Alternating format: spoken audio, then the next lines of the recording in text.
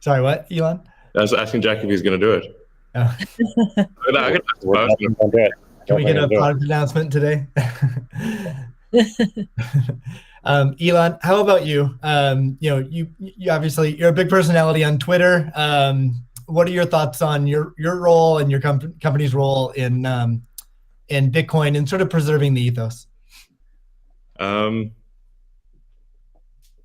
Yeah, I mean, I generally think we should do things that benefit the people as a whole and increase the probability that the future is good.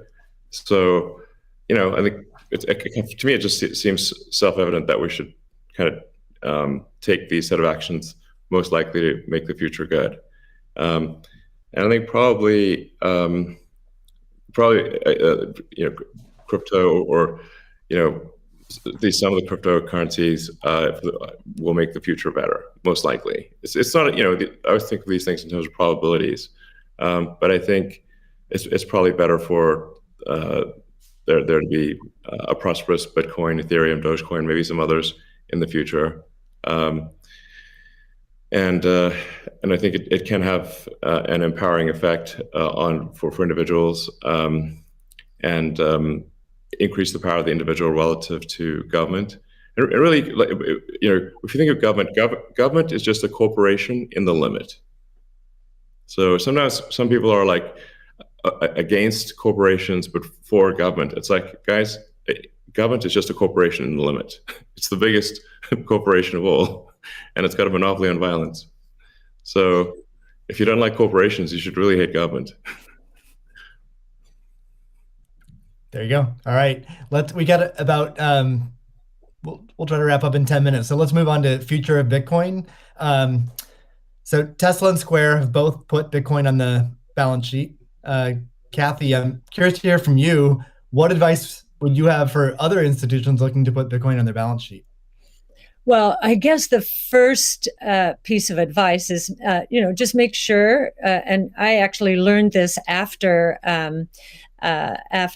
both Square and Tesla put Bitcoin on their balance sheet. The Bitcoin is being treated as an intangible asset. And so we need to get FASB to reconsider this, because with an intangible asset, if the asset goes up in price, it can't be marked up on their books. But if it goes down, it must be marked down. So, there's some asymmetry there, which is, we need to change that given what we believe Bitcoin is. And I do believe if, I'll harken back to something, well, it was either Elon or Jack said, think about it, you take away the boundaries, the different currencies, just think about how explosive growth could be and how wide-reaching taking the friction out of the system could be. So I would encourage corporations to think about that this ability to do business anywhere in the world, ultimately, obviously, we're paving the way here. That's certainly a consideration. It also will serve as a hedge against inflation, especially, and as I mentioned earlier, there are a lot of emerging markets that are suffering from significant inflation. In other words, the purchasing power of those populations is going down. So they are going to migrate to Bitcoin and other ways to preserve purchasing power. And again, being able to sell to them in that kind of currency would be very useful. I'd also suggest, once again, this idea of deflation, I think, is going to be a real thing.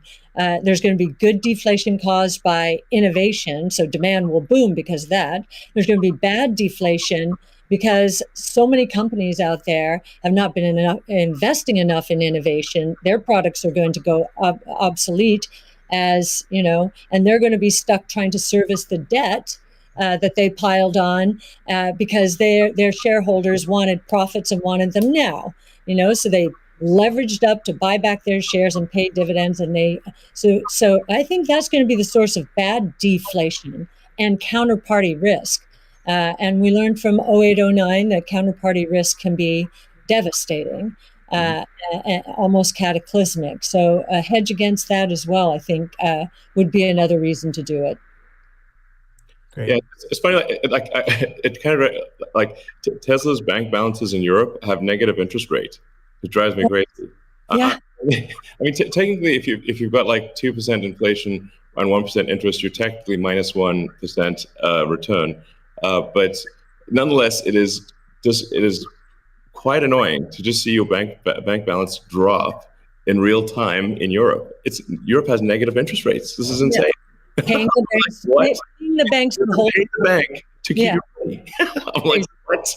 it is crazy. Like, what? We should definitely move that into Bitcoin. I believe Ray Dalio said, buy Bitcoin and not bonds. So Yeah. there you go. Yeah. Mhm. Jack, you've talked about design being an underfunded area in Bitcoin. And Elon earlier mentioned, usability could improve a lot. I don't think anyone's going to argue with that. What do you see as the future of how can design impact Bitcoin? Yeah, I mean, I think that the Bitcoin network is beautifully designed as a protocol in the way it works. I mean, it went after a single problem, and it does in an absolutely astounding way. But I think the endpoints of people getting into it is still a little bit confusing. So I think the more energy we spend on wallets and making sure that wallets are simple and accessible and they're non-custodial as well. Yeah. I think the best example of this is that I know of is probably this wallet called Moon, and it's just simple, straightforward. It's a great. It does an amazing thing with key management that my mom and friends new to Bitcoin can understand. Does amazing in storage, and it also has a very clever implementation of Lightning, so that you can use it in a transactional way without having to think about it.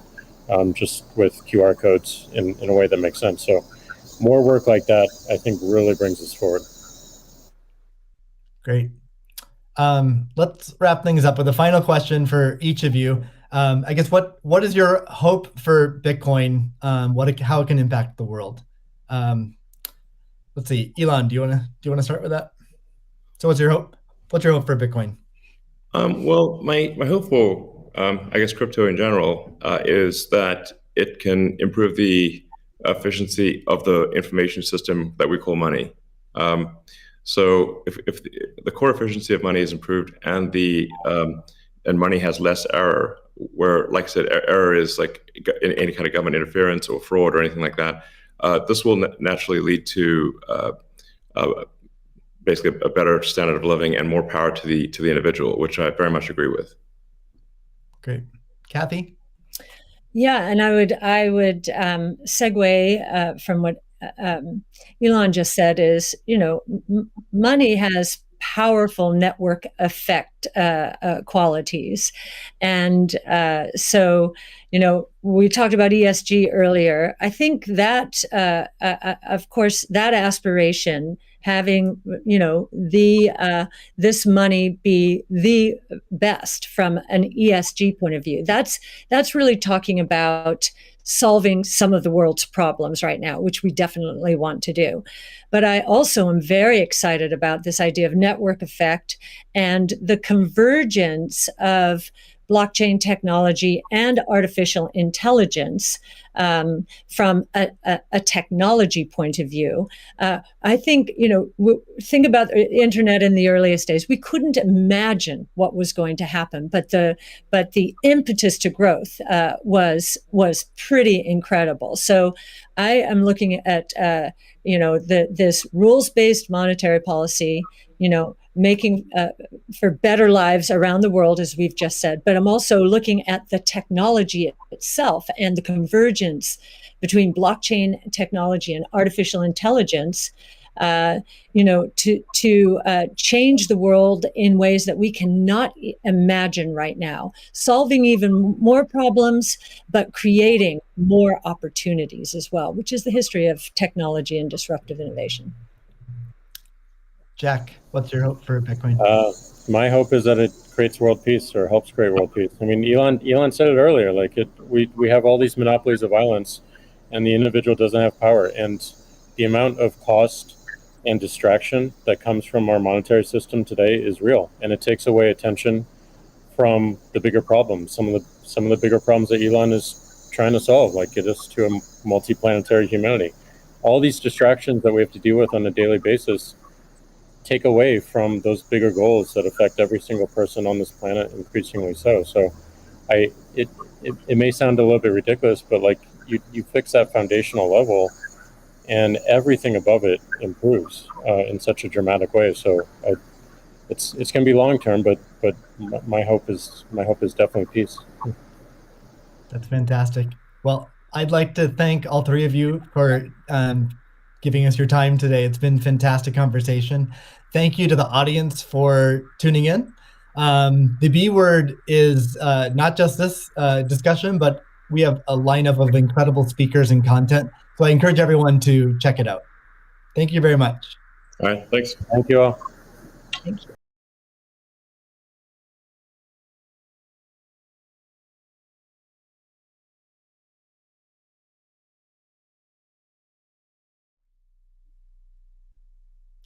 Welcome everybody to the B word. I'm Steve Lee, the lead of Square Crypto, and I'm here today to moderate a discussion about Bitcoin that will span from what makes it special to the its relationship with energy, the community ethos, and the future of Bitcoin. I'm joined by three special guests.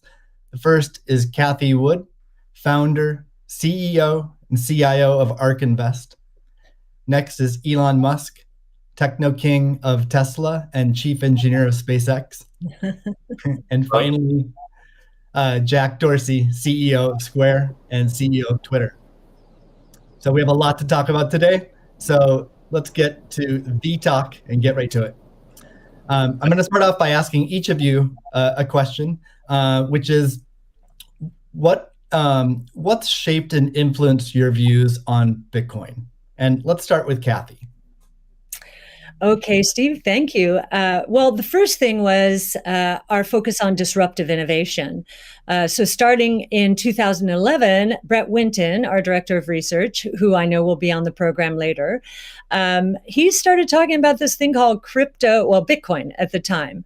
And it was a curiosity as we were doing our brainstorms in research. But as we learned more about this open source ecosystem, that might fulfill the role of the payment system that the internet neglected to build into the system, not expecting commerce. We thought, this might be something. And then I became even more interested when I realized that my economics would come into play as well here. And Art Laffer, my mentor from USC, and a monetary scholar, in 2014, I asked him if he would collaborate on a paper on Bitcoin. And he was a bit of a naysayer at first, but agreed to read the paper. He read the paper, tore it up, and from an economics point of view, really wanted to understand this. And he said, I think you got something here. This is a rules-based monetary system. I've been waiting for this for my entire career.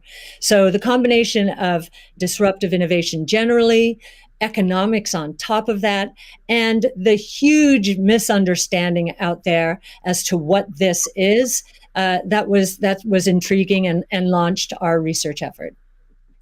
Thank you. Elon, what's influenced your views on Bitcoin? Well, I've thought about money for quite a while, obviously, since the PayPal days. And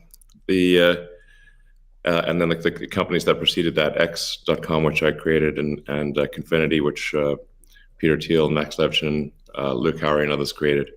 And we combined the companies and made PayPal. So I've been thinking about money for a long time.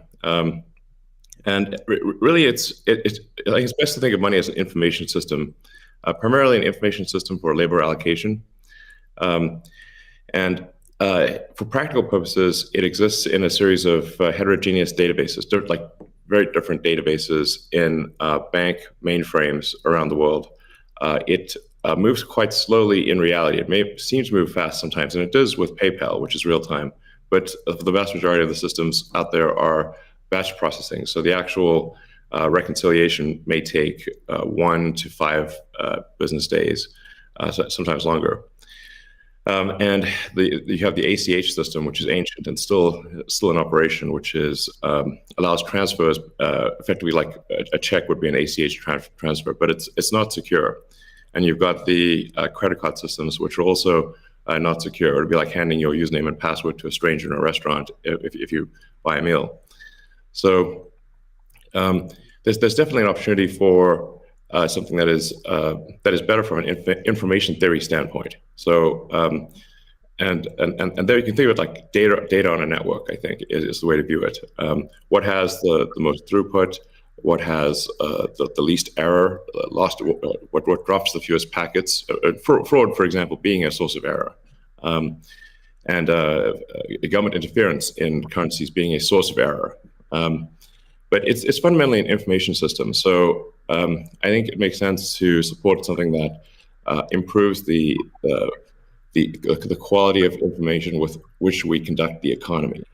And Bitcoin is a candidate for that. It does, I think, some things well, and it's obviously it's evolving, and there are additional things like Lightning being done on top of Bitcoin.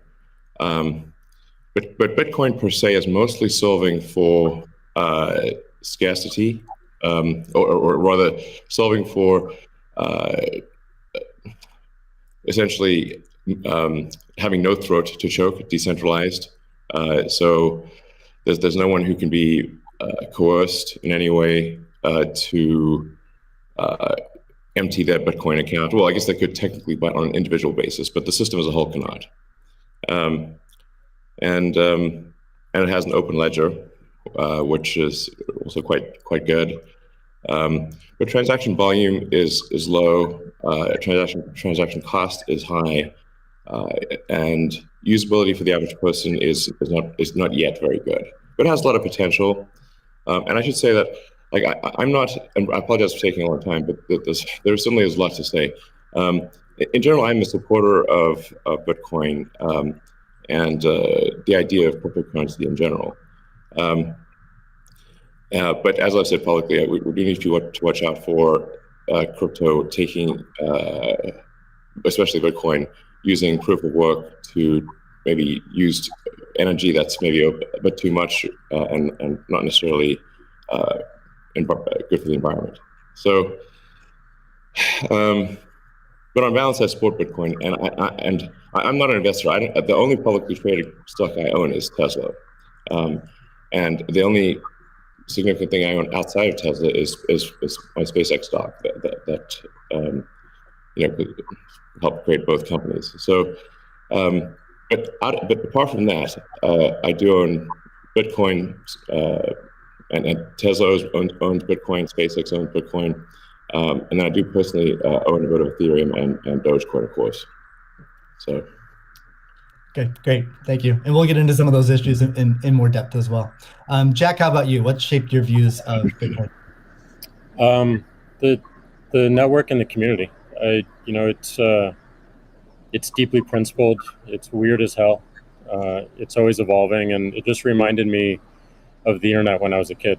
And I encountered alt cypherpunks when I was fairly young, and this was a topic of discussion for years. I didn't touch it until 2008 when we started Square. Elon and teams at X and PayPal inspired a lot of what we were trying to do, trying to bring in more to a physical world. But we encountered this crazy predatory system that was slow, that was obtuse. And I think, one of the things that we tried to do, which X and PayPal also tried to do, is build an abstraction layer around this complication and around this predatory nature that the financial industry can tend to be, and make it work for people. But when I saw Bitcoin in 2009, you see a chance to replace the whole foundation.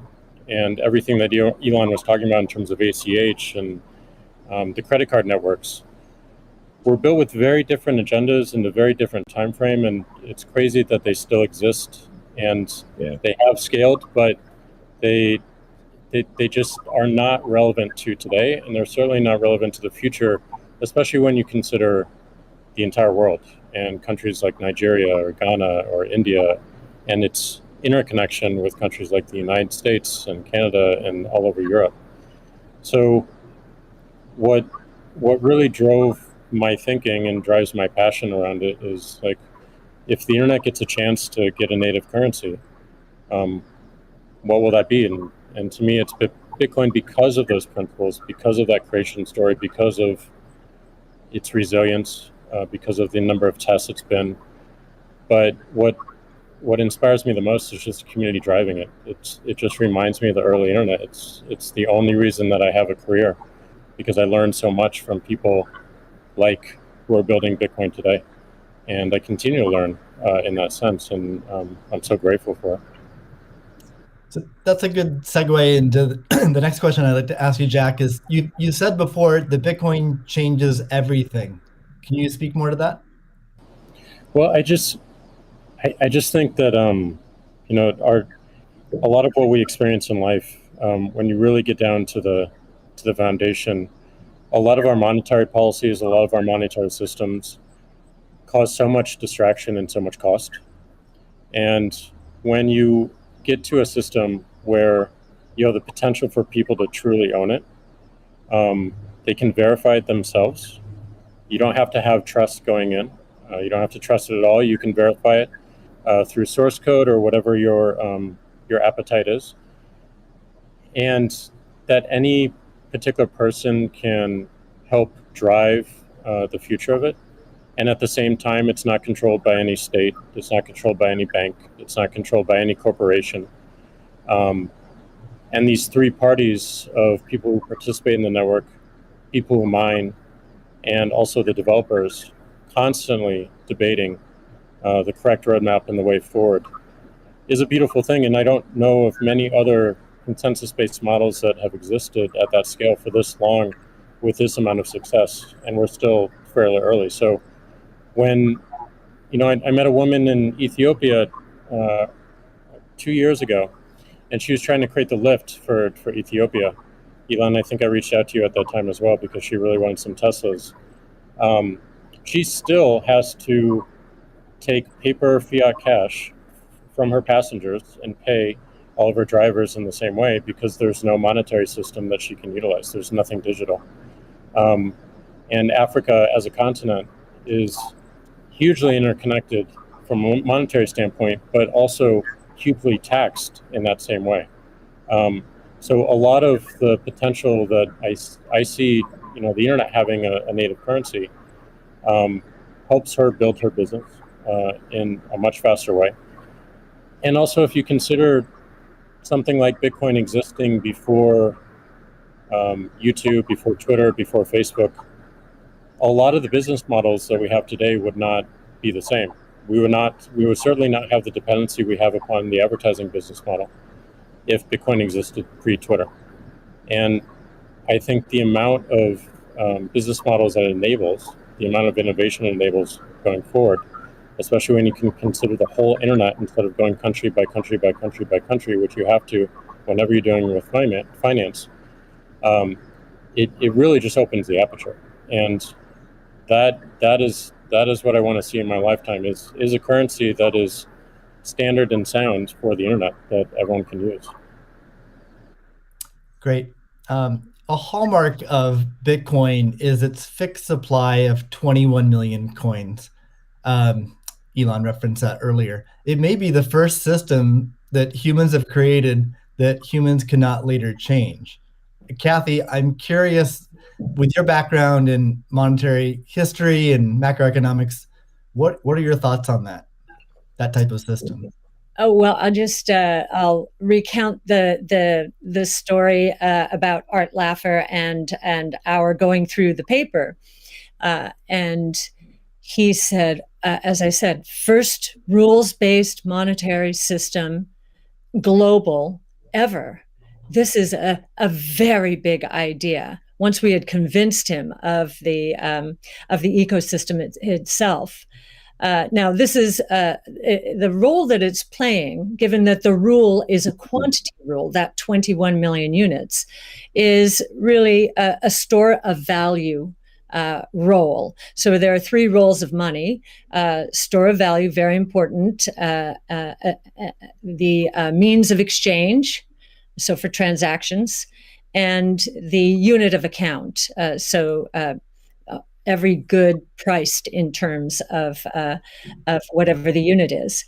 So store of value is its primary use right now. The others exist. Unit of account, reserve currency of the crypto asset ecosystem. That's being seeded a little bit towards stable coins right now. But the store of value is a very big role, and means of exchange with apps built on top of the Bitcoin blockchain, we think is going to become more of a reality. Right now, high value transactions take place over Bitcoin, and that is a very useful role. So we look at those, and I remember saying to Art, "How big could this be?" And he said, "Well, how big is the U.S. monetary base?" Well, today it's $8 trillion. $8 trillion. At the time we were talking, it was $4 trillion. So we've gone through another crisis since then.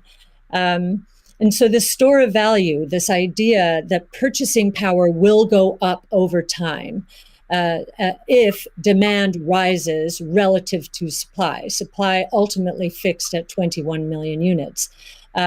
That's a very good thing. Purchasing power going up globally around the world. And this idea that it's a hedge against confiscation of wealth. And that can take place in a myriad of ways. But inflation, and especially hyperinflation in emerging markets, is the primary way. Talk about destroying purchasing power. So that's a very big idea. And I'll also mention deflation. In some ways, it's a hedge against deflation. I know some people are confused that we at ARC think that we're in a deflationary environment here in the United States. If that is true, the odds of a hyperinflation in the rest of the world, especially in emerging markets, is also true. So, but this deflation, and we learned from 0809, there's counterparty risk associated with deflation. And I think Bitcoin would be a hedge against that eventuality as well. So it's a very big idea. Right. I suspect among us, there's not a lot of debate about Bitcoin's potential as a store of value. But Jack, you referenced earlier it being or becoming the native currency of the internet. Can you speak more to that, and also how it relates to maybe how institutions think about it?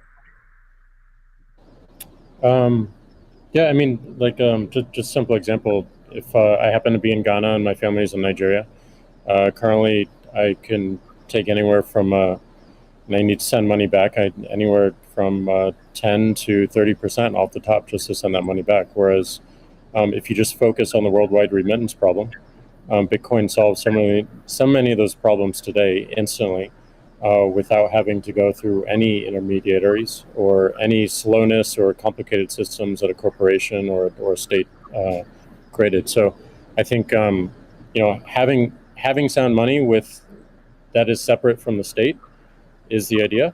Having it completely verifiable by everyone, including the state, including corporations, including individuals, including developers who want to build on top of it, is quite powerful, and that's what keeps it secure and strong. And I think that's we need more of that, which is why this one of the reasons why this conversation is so important is as entities come into the space, it's not just buying an asset and holding on to an asset and treating it as an investment. There's something special that created this, and something precious and something very unique, which has to be protected, and we need to do whatever we can to help that thrive as well.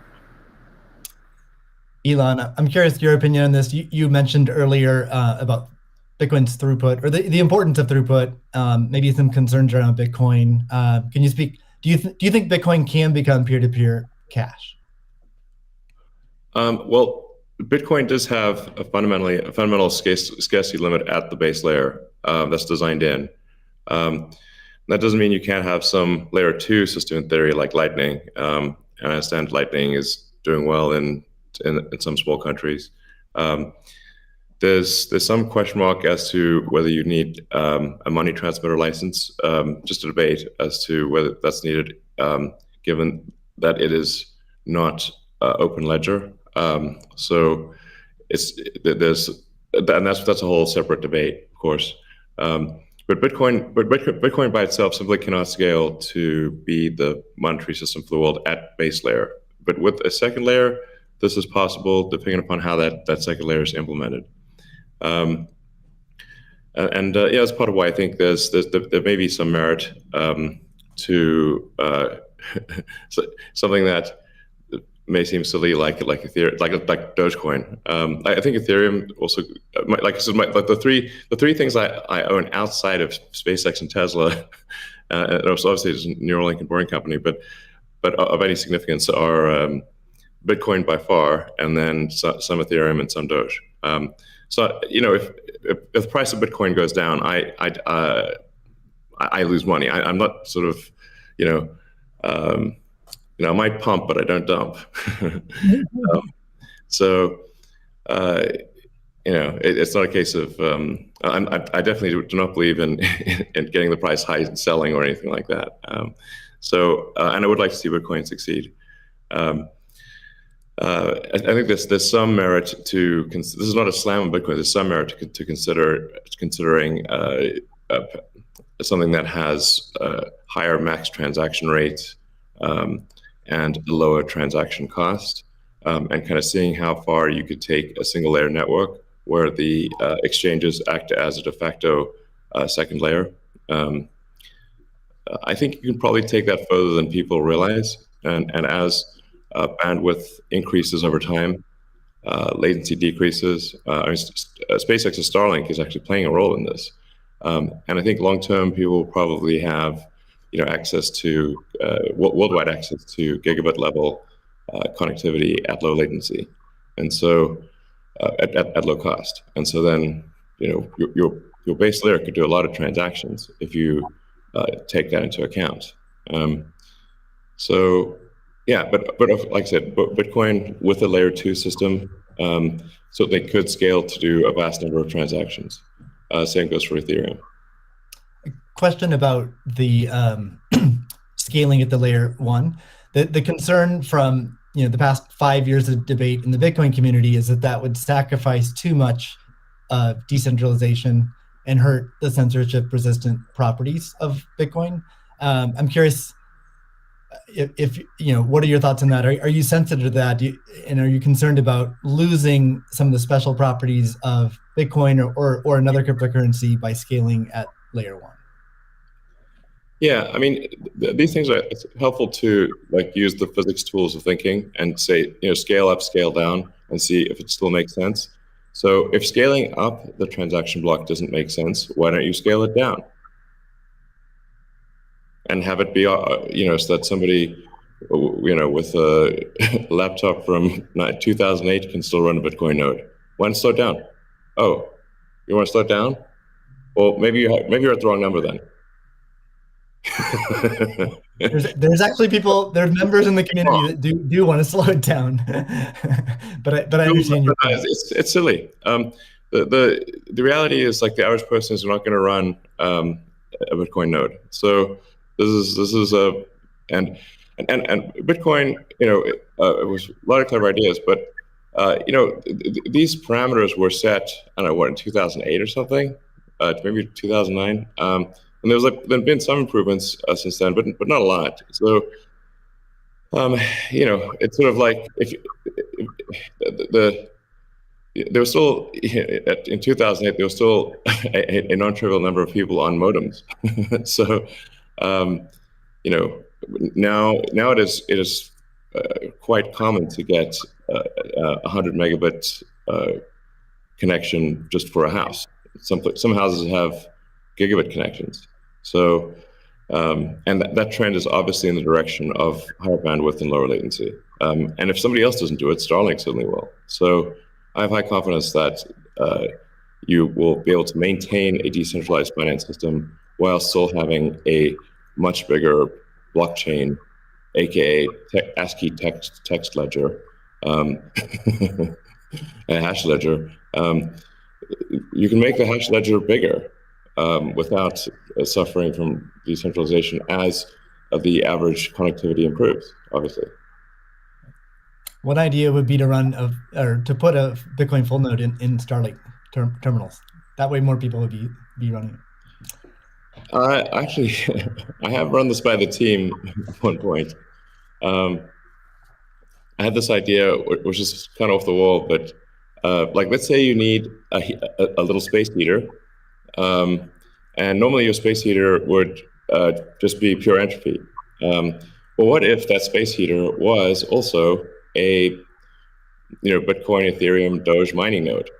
Pick your currency, and so then you'd be heated up, and you would also mine your crypto. And have connectivity in one.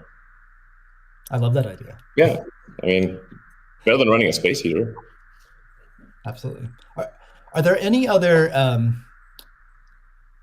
so you're drawn to Dogecoin a little bit. Are there any other gaps in Bitcoin that you see that cause you to be drawn towards Dogecoin? Oh, I think, I mean, I think there's Doge has the Doge community, I think, is somewhat irreverent, obviously, and has great memes and loves dogs, and I love dogs and memes, and it doesn't take itself too seriously, and I think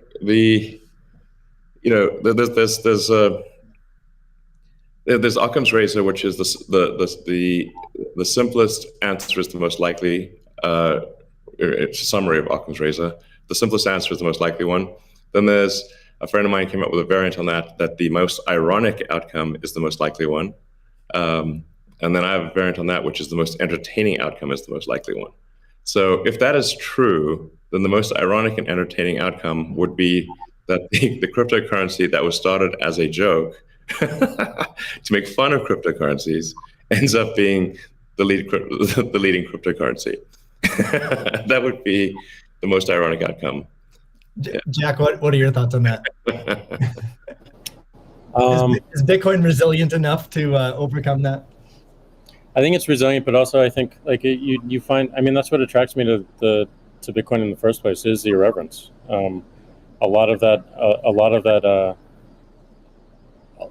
just brings it forward, and at first go it makes it a little bit inaccessible, but as people get into it, it makes it more accessible and more spreadable. And I absolutely think the resilience is there. I think it's important to have fun as well. And anyway folks can express themselves. I think that goes back to the main idea of like how do we create a native currency for the internet? Anything that goes towards that path. Like that's whatever wackiness or fun we can have along the way. That's going to make it a lot more enjoyable, and it's going to make a lot more people want to use it. I'd also point out there's nothing stopping someone from creating a Bitcoin wallet that's like fun and has memes, has dogs. That's possible as well. Great. Let's move on. Right now at this point. Let's move on to the next topic, which is Bitcoin and energy. It's a really hot topic that lots of people are talking about. Let's start with Elon. You've been vocal on this. You've said that. I mean, you said many things about it. You've also said that Tesla will resume payments in Bitcoin payments if the renewable energy is approximately 50% and sort of looks like it's on a positive future trend. What do you think the state of things are with respect to that? Yeah, so I do think that there appears to be a positive trend in the energy usage of Bitcoin. Actually, part of this is due to the drop in Bitcoin price. What I observed, or what I thought I was seeing, there may be some disagreements on this, but from when Tesla announced that it had acquired Bitcoin and was doing Bitcoin transactions, there was a massive run-up in the Bitcoin price, and also a massive increase in the amount of energy used to mine Bitcoin. And I think I understand renewable energy quite a bit. I mean, Tesla does solar and is interacts with a lot of wind generation through our megapack, because basically need to store energy from wind and from solar.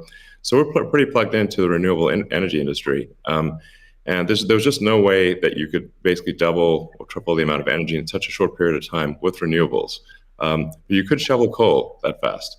And so I was like, look, this is too sketchy. Tesla's mission is accelerating the advent of sustainable energy. We can't be the company that does that and also not do appropriate diligence on the energy usage of Bitcoin.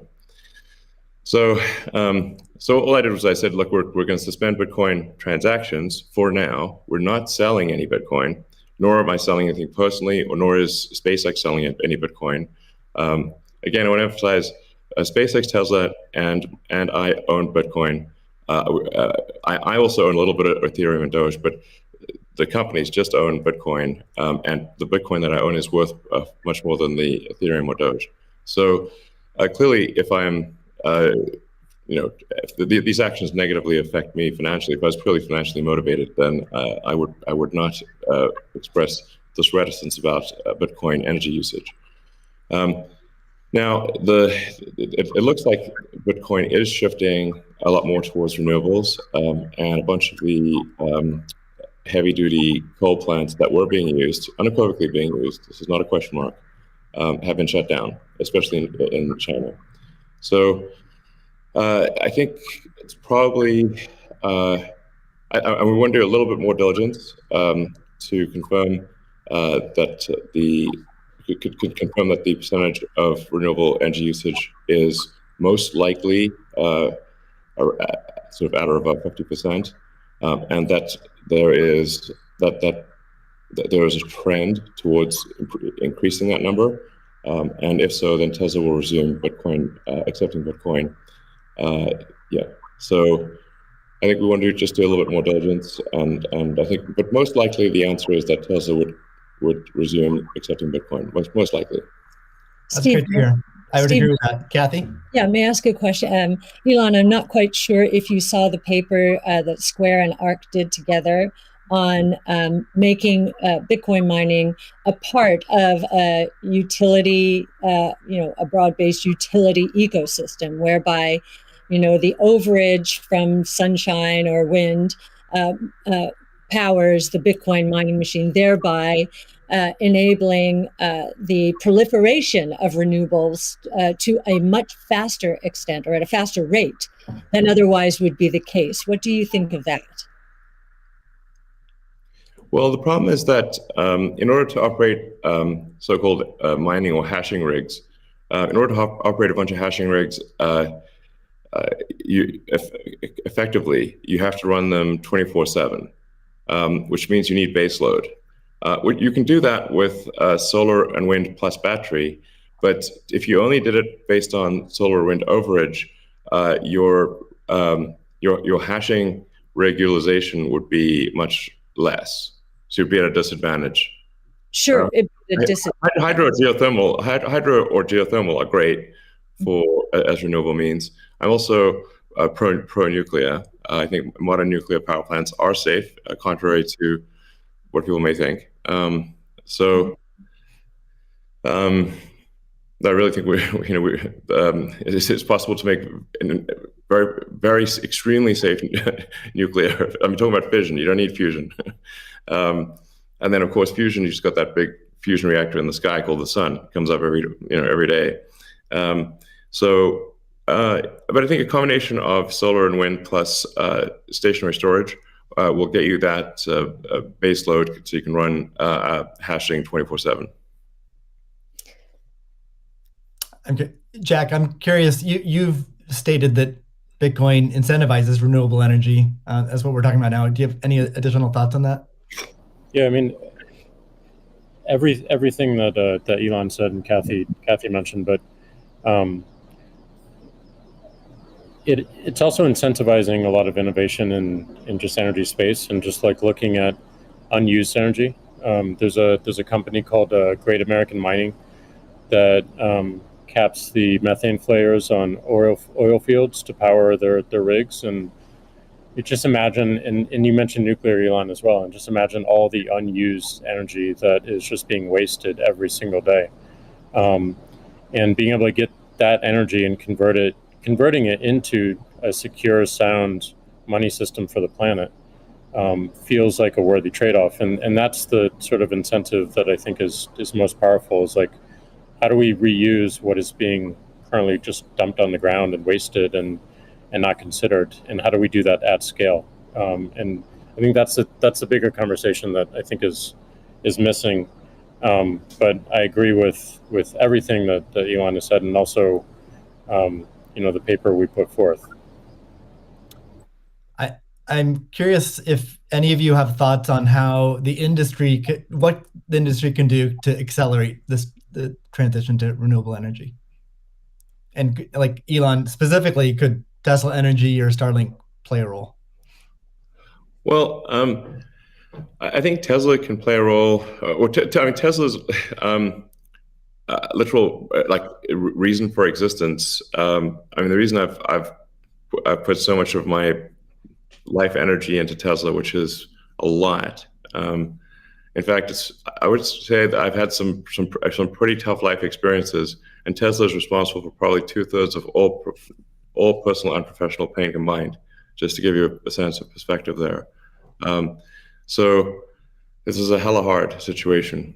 But we do solar, commercial solar, solar retrofit, as well as the solar roof, and we make consumer battery packs called Powerwall for houses and small businesses, and then the utility scale, which are gigantic. We've done now a number of gigawatt hour installations. That's a lot. That's a lot.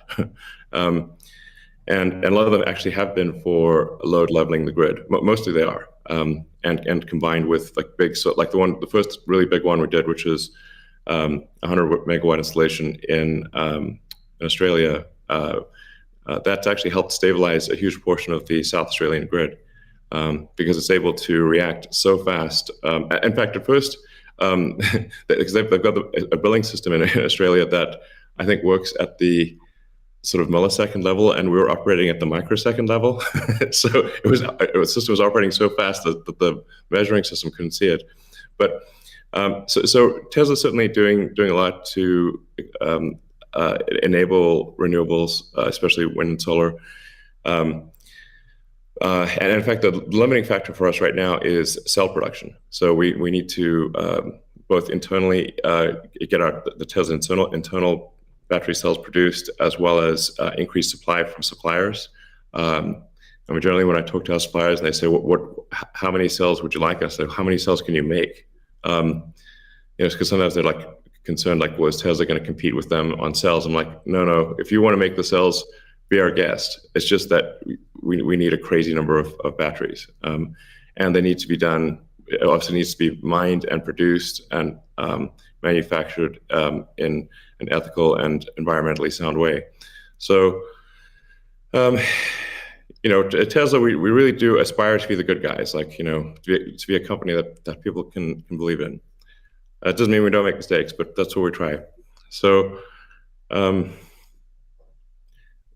yeah, but I think generally hydro, especially existing hydro, is good for mining.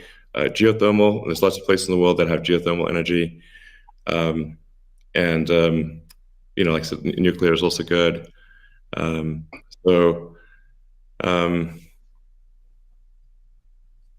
Yeah, I think just I'm like as I said earlier, the expectation is not that the energy production must be pure as the driven snow, but it must it can't be using it also cannot be using the world's dirtiest coal, which it was for a moment there. That's just difficult for Tesla to support in that situation. So I think, but I do think long-term renewable energy will actually be the cheapest form of energy. It just doesn't happen overnight. But as long as there is a conscious and determined and real effort by the mining community to move towards renewables, then obviously Tesla can support that. That's great. Kathy, we've been talking a lot about energy, but many institutions are facing questions around Bitcoin's relationship with ESG. Can you maybe speak a little bit more to what is S and G in ESG and how Bitcoin might support those? Sure. So E, of course, is environmental, S is social, and G is governance. And there is a massive movement afoot in the institutional world, especially, to embrace ESG and make sure that their asset managers are doing the same. So if you we've just talked about environmental, and I really do believe that Bitcoin will be much more environmentally friendly, certainly than traditional gold mining or the traditional financial services sector. In many ways, it already is, and it's just going to get better that way. In terms of social, I know that many institutions, when they are thinking of social, they think of diversity and equity, pay equity, and all of that. But if from our point of view, the disruptive innovation point of view, social is much more than that. It is saving lives, of course, autonomous technology, that would be another topic for Elon. But in this case, allowing access to payment technology, as Jack is saying, everywhere around the world without friction. And just back to the remittance example, I think if I've got these stats correctly, there are certain countries in the world that are incredibly dependent on remittances for GDP. Tonga, 37%, El Salvador, which just deemed Bitcoin legal currencies, 24%, Nepal, 24%. And I think the remittance industry globally, roughly 700 billion. So saving people these egregious fees, think about it, you're paying anywhere from 8% to, as Jack said, 30%.